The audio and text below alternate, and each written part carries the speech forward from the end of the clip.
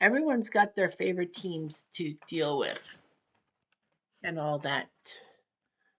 And being very happy when that city actually got the franchise back instead of losing it.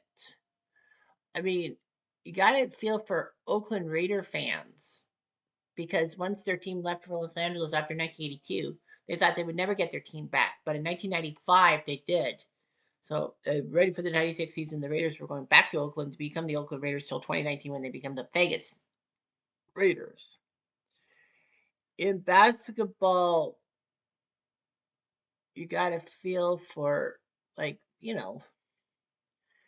can't really make much difference in basketball. Well, Charlotte, the Hornets lost their franchise to New Orleans. They rebranded themselves as the Pelicans, and then the Charlotte Bobcats became an expansion team in 2004, but they made them the Hornets again and put New Orleans to be the Pelicans. In baseball, it would be Washington, as Washington fans cried not once but twice that they lost their baseball teams. In 1960, they lost the Senators to Minnesota to become the Twins. They got an expansion team in Washington, and then they lost that one in 1971 to Texas for them to be the Texas Rangers, and Washington had to wait till 2005 to get their thing. But let's talk about the feel good story in Canada. You know, maybe the Ottawa Senators are a feel good story for that candidate to get a team back after so many years off. But we're talking about Winnipeg because Winnipeg's an important team. Let's talk about the Winnipeg Jets in general. Hello out there, we're on the air. It's Cutter with NHL time. Tensions blow, the whistle blown, and the pucks go down the ice. Some teams just want to win the cup and do it with a smile. Hey, that is cool.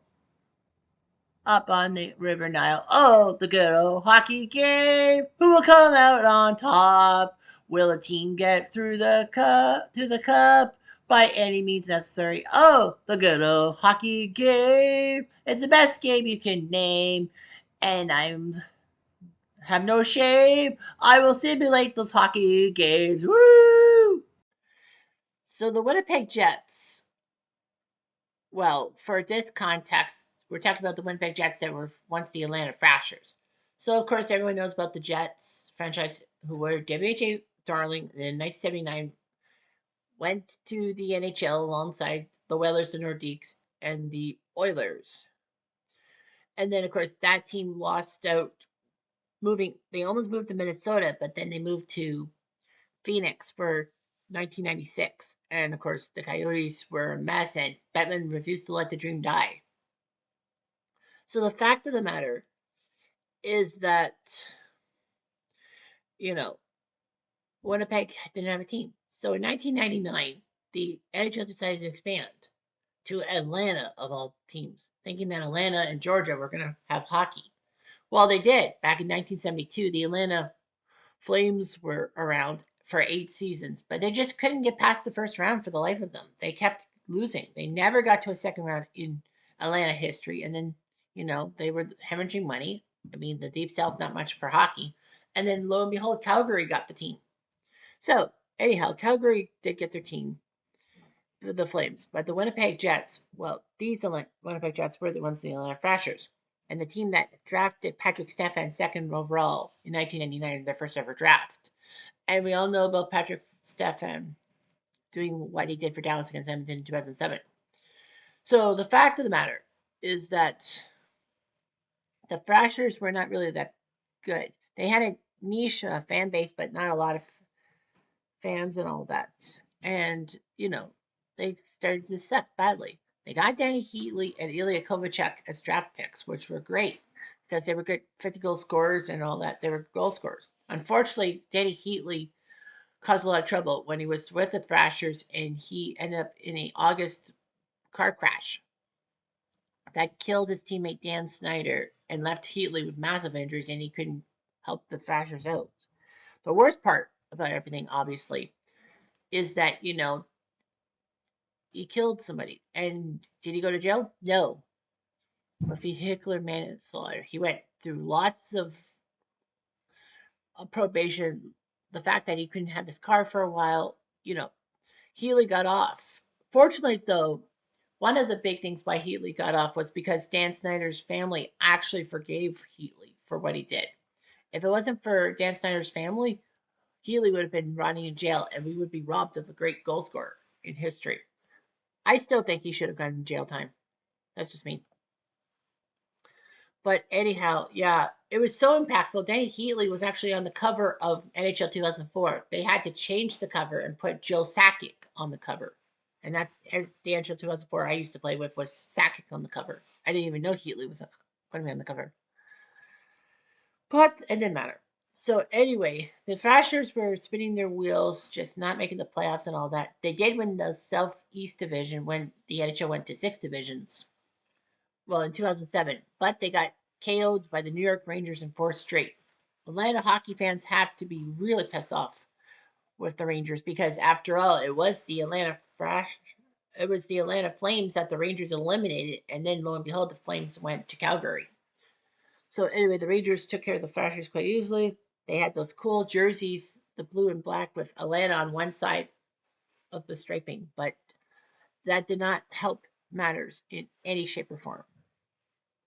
So what happened was that, you know, Danny Heatley aside, the Thrashers just weren't that great and all that. They traded him to Ottawa.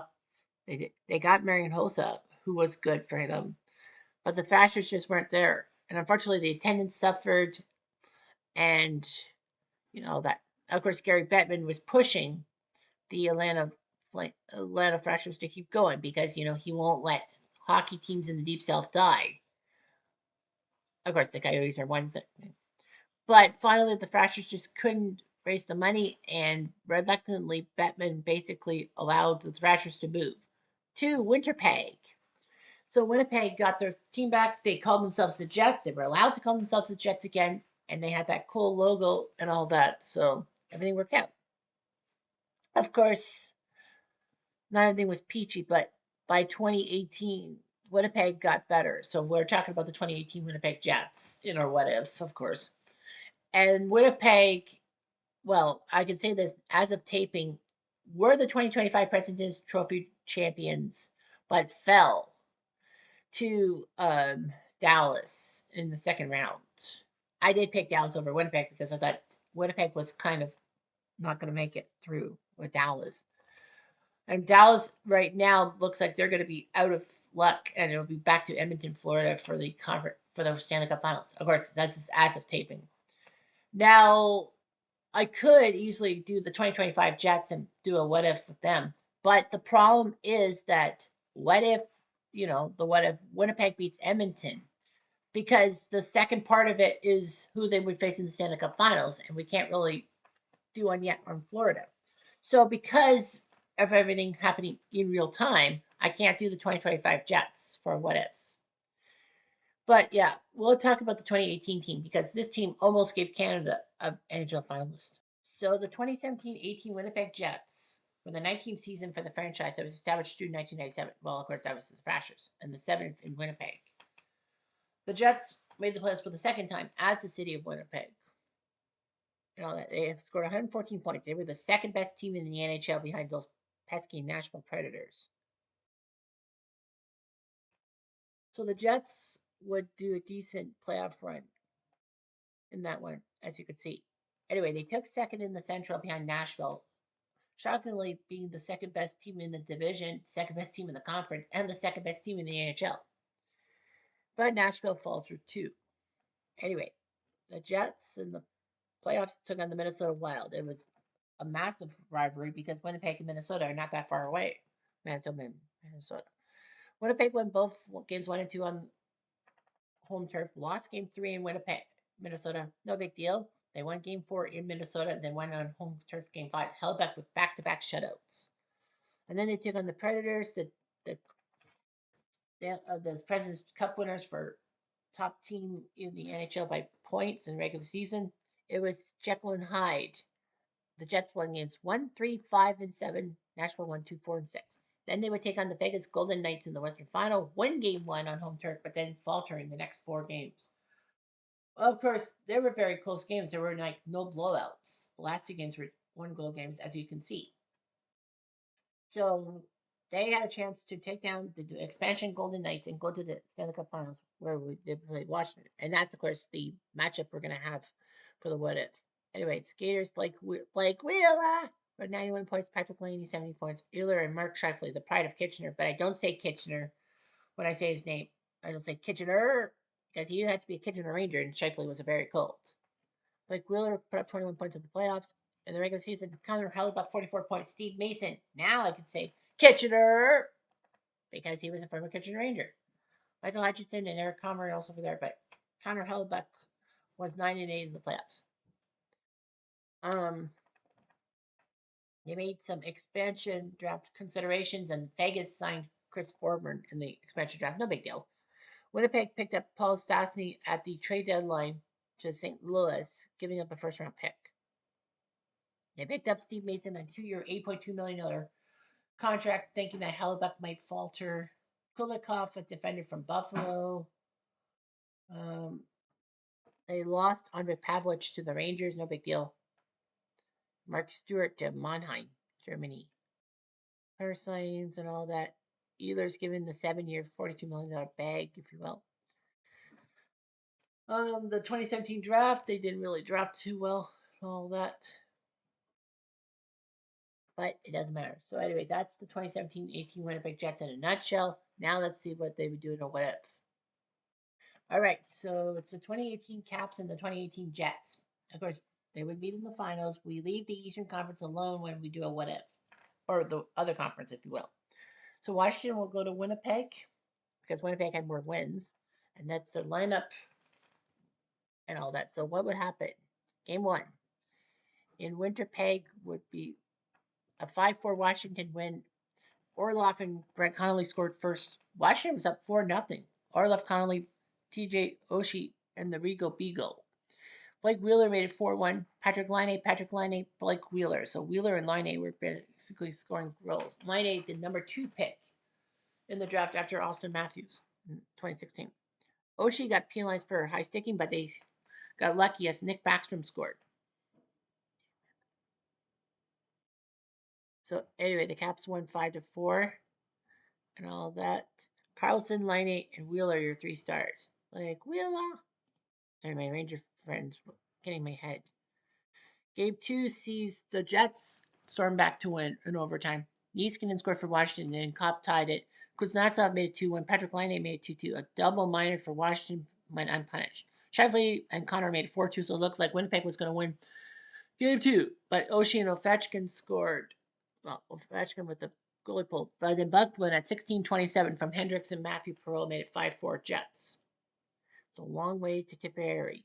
Every Winnipeg Jet played 17 minutes. Every Washington player played 16. Buckland, Holtby, and of Ovi are your 3 stars of the day. So it's 1-1 headed back to Washington. And in Washington, it was Winnipeg winning 5-4. Ehlers and Backstrom canceling each other out. Verana and Roslovic canceling each other out. Jets were up 4-2 thanks to Ehlers and Buckland. Ovechkin made 4-3. Then Ehlers scored a hat trick. Grubauer came in the net. Chandler Stevenson made it 5-4, but that was it. Winnipeg doing their job.